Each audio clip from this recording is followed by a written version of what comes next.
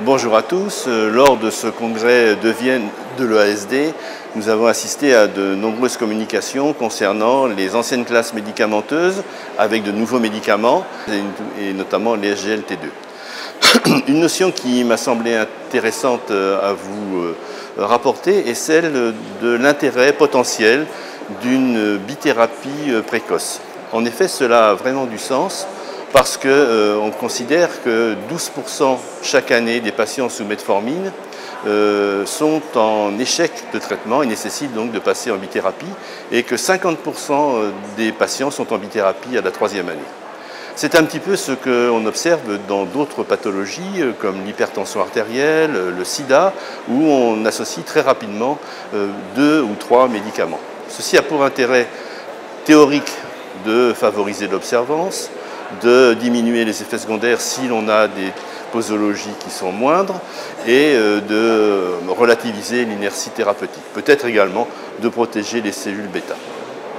Plusieurs publications ont été déjà réalisées concernant l'association saxagliptine ou sitagliptine avec la metformine, donnant des résultats intéressants. Donc c'est une notion qui serait effectivement à souligner. Peut-être un jour aurons-nous des bithérapies précoces à faible dose, comme nous l'avons dans l'hypertension artérielle. Et puis, beaucoup d'associations sont maintenant possibles avec ces nouvelles classes médicamenteuses, et notamment avec les SGLT2.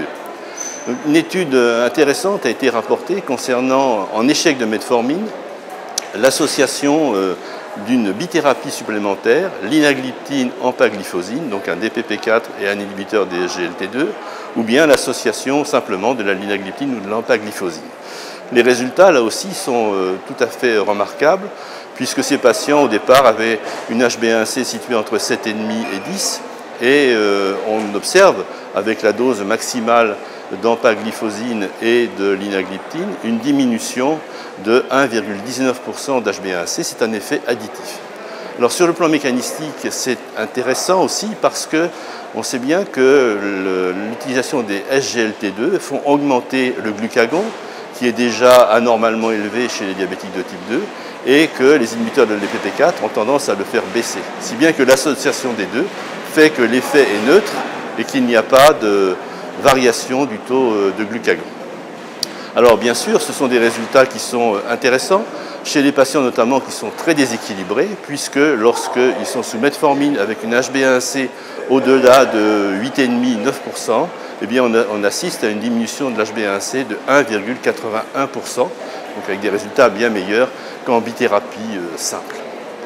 Les effets secondaires sont tout à fait identiques, quels que soient les thérapeutiques utilisées, et relèvent de soit des inhibiteurs de la DPP4 et surtout des SGLT2, avec un gain sur la pression artérielle et sur le poids.